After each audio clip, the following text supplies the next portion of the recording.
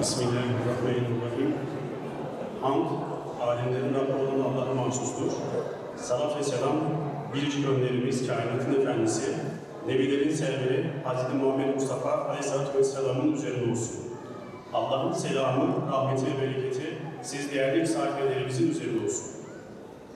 İdari Eğitim Vakfı olarak Müslüman bir ailenin önemi ve gerekliliği yönünde farkındalık oluşturmak, aile eğitimi hususunda bireysel ve toplumsal anlamda gerekli bilinci sağlamak ve aile kurumuna yönelik ifsada karşı bir duruş sergilemek amacıyla Ailem Cennetim Olsun ana teması ile düzenlediğimiz aile seminerimize hepiniz hoş geldiniz. Her ay bir aile semineri parolasıyla 8 ay boyunca 8 farklı eğitimci hocamızın vereceği seminerlerimizin ilk programını icra etmek üzere sizlerle birlikteyiz. Bu ayki seminerimiz eğitimci yazar Doktor Sertaç Tekdal hocamızın sunacağı gelenek ve modernizm arasında İslam'la evlilik başlıklı seminerimizdir. Şimdi sizlere program akışını arz ediyorum.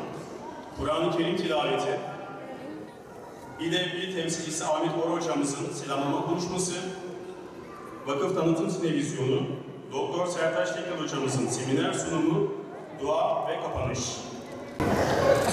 أعوذ بالله من الشيطان الرجيم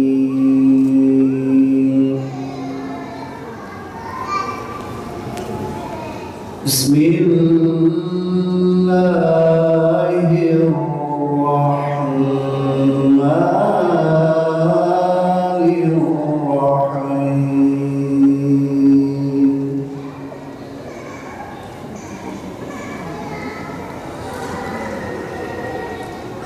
إلا من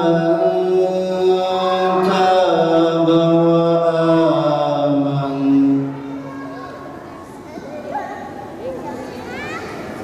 إلا من تاب وآمن وعمل عملا صالحا. Şimdi de selamlama konuşmalarını yapmaları için İdari Eğitim Vakfı adına İl temsilcimiz Sayın Ahmet Bora hocamızı sahneye davet ediyorum.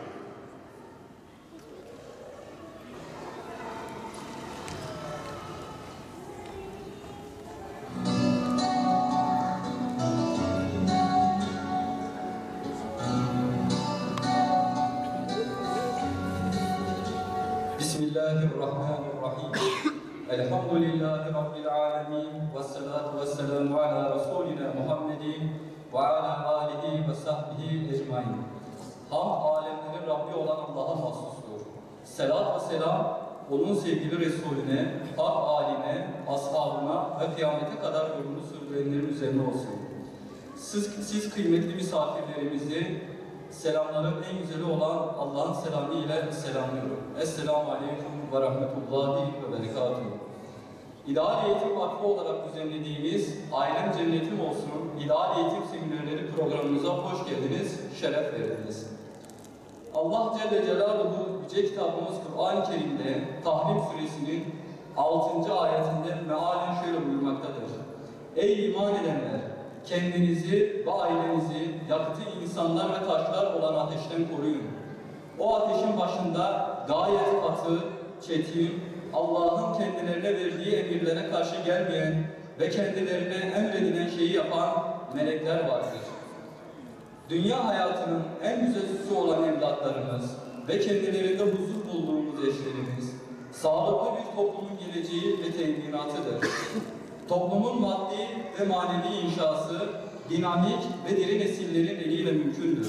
Salih evlatlar birer sadaka-i cariye hükmündedir. Onlar güzel amellerin defterini kapatmayan hayırlı sadakalar gibidirler. Aile, sağlıklı toplumun temeli, fertlerin huzur ve mutluluk kaynağıdır. İffet ve namus, mümin erkek ve mümin kadınlar için beden ve gönüllerin sağlam bir kalesidir. Gönüllerin en güzel süsü utanma ve haya duygusudur. Ve etba'ihi ecmaîn. Saygıdeğer hocalarım, değerli kardeşlerim, kıymetli bacılarım, hepiniz hoş geldiniz, safalar getirdiniz. Hepinizi hürmet ve muhabbetle selamlıyorum.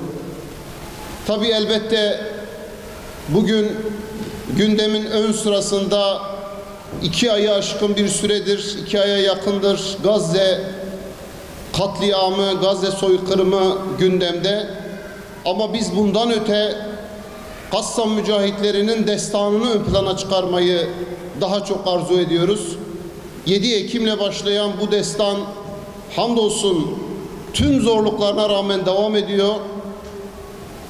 Gözlerde büyütülen, devleştirilen İsrail Siyonist çeteye karşı bu bir avuç mümin ümmetin izzetinin mücadelesini veriyorlar. Onlarla ne kadar iftihar edersek azdır. Onlara da selam olsun. Rabbim bir an önce Siyonist İsrail'in sonunu görmeyi, özgür Kudüs'te buluşmayı cümlemize nasip eylesin inşallah. Evet, tabii o gündemden hiç düşmeyen ana gündem, ama bunun yanında devam eden gündemlerimiz var ve bu gündemleri ele almaya gayret edeceğiz. İslam ne dünyaperest ne de dünyasız bir anlayışa sahiptir. İslam ne dünyaya köle olur, bize böyle bir anlayışı zerk eder İslam, ne dünyaya köle olmamızı ama ne de dünyasız olmamızı bize vaaz eder. Biz dünyada yaşıyoruz ve bizim cennet yolumuz dünyadan geçiyor. Dolayısıyla dünyadan ele tek çekecek bir durumda değiliz ama dünyaya da köle olmadan bunu gerçekleştirmek durumundayız. İşte bu dualist anlayış dediğimiz iki ayrı ifrat tefrit, iki uçun ortasında her daim İslam bize mutedil olanı emreder, vasat olanı emreder. Bugünkü başlığımız da biraz ona benziyor. Gelenek ve modernizm arasında İslami evlilik.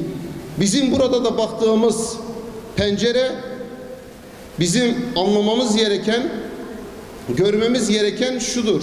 Biz ne geçmişten gelen o geleneğe körü körüne bağlanacağız, ne körü körüne o geleneği taklit edeceğiz, ama ne de o geçmişten gelen geleneği reddedeceğiz.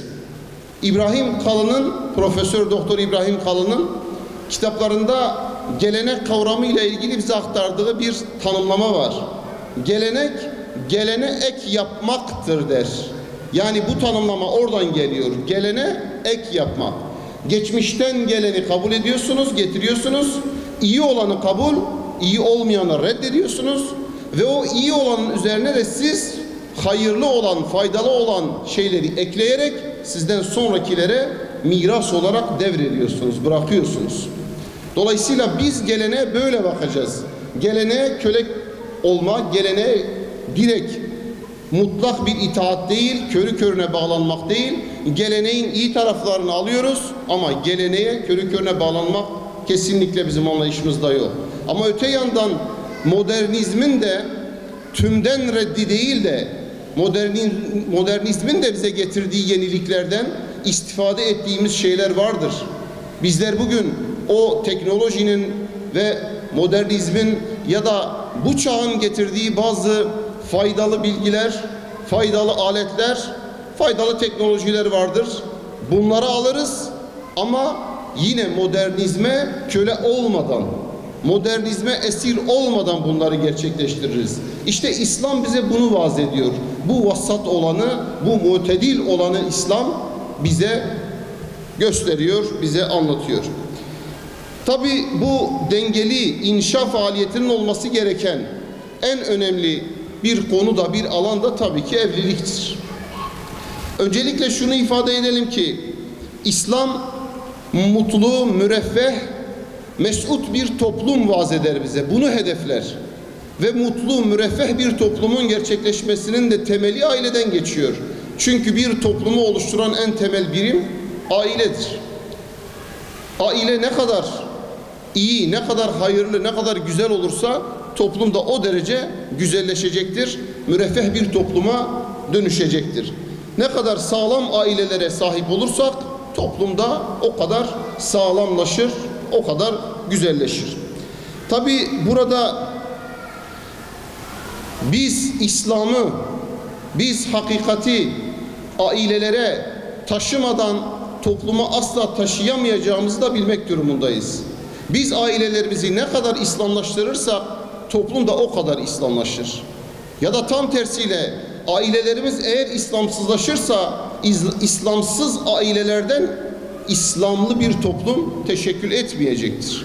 Dolayısıyla biz sokağa ve biz topluma İslam'ı götürmek isterken ailede bunu başlatmadan gerçekleştiremeyiz. Ailede başlar, ondan sonra sokağa, ondan sonra topluma yansır bu. İşte Allah'ın bize emrettiği, bizden istediği, İslam'ın emrettiği müreffeh bir ailenin de tabii ki ilk adımı elbette ki evliliktir. Öncelikle şunu da ifade edelim ki Allahu Teala Rum suresi 21. ayet-i kerimede içinizden kendileriyle huzura kavuşacağınız eşler yaratıp aranızda sevgi ve merhamet var etmesi onun ayetlerindendir. Allahu Teala eşlerin birbirleriyle huzur bulması noktasında aileyi bize tanımlıyor. Ailenin temel hedefi o huzurun teşekkülüdür aslında. Yani ailede yine hadis-i şerif ve Üstad Bediüzzaman'ın söz ifadeleriyle zikredersek Allah Resulü Aleyhisselatü Vesselam müminin dünyadaki cenneti içinde aile hayatını yaşadığı evidir. Ve Üstad Bediüzzaman da her insanın küçük bir dünyası belki küçük bir cenneti dahi onun hanesidir, onun evidir, onun yuvasıdır der. Aile bu manada ya cennetten bir haneye dönüşür, bir parçaya dönüşür ama hadis-i şerifin kabirle ilgili ifadesine özdeşleştirirsek ya da cehennemden bir alana dönüşecektir. Aile cennetten bir parça olmazsa, bir yuva olmazsa onun tabii ki aksi cehennemden bir haneye dönüşmüş demek olacaktır. Çünkü ilk yuva, ilk evlilik cennette gerçekleşti. Babamız Hazreti Adem ve Hazreti Havva ile. Cennette gerçekleşen ilk yuvanın bir nüvesi de bizim yaşayabileceğimiz aileler olabilir. Bu durumda Allah'ın emrettiği, İslam'ın vaaz ettiği bir evlilik aynen cennette gerçekleşmiş olan o ilk yuvadan bir tat alır, ondan bir lezzet alır. Ama eğer İslam'ın vaaz ettiğinin dışında bir aile teşekkülü söz konusu olursa işte o zaman cennetten bir köşe, cennetten bir yuva oluşturabilmek asla mümkün olmayacaktır. Ey hesap gününün sahibi ve rahmeti gazabından çok olan, insan ve cinleri ancak kendisine ibadet etsinler diye yaratan, ilk emri oku olan alemlerin Rabbi Allah'ım. Bütün hamd-ı senalar sanadır. Övgü ve şükürler sanadır. Dua ve niyazlar, yalvarış ve yakarışlar, dile getirdiğimiz, getiremediğimiz her türlü eşsiz hamd ve sena ancak sana mahsustur Allah'ım. Biz ancak sana ibadetle ve ancak senden yardım dileriz. Ancak senin için namaz kılar ve ancak sana secde ederiz. Yalnız sana yalvarır, ancak sana koşar ve sana yaklaştıracak şeyleri kazanmaya çalışırız. Böylece biz huzuruna geldik, boynumuzu büktük, ellerimizi sana açtık. Ey Kerim ve Rahim olan Rabbimiz, türümüzden eşler yaratmayı ve o eşlerle huzur bulup sükûna ermeyi, onlarla aramızda bir sevgi ve merhameti var etmeyi kendi varlığının delillerinden saydın. Bununla bizim için evlenmeyi helal, gayrimeşru dairede birlikte olmayı haram kıldın. O halde helal yolda kuracağımız evliliklerin senin rızana uygun olmasını nasip et. Helal yolda kuracağımız evliliklerin her türlü cahiliye kirinden arınmasını ve temellerinin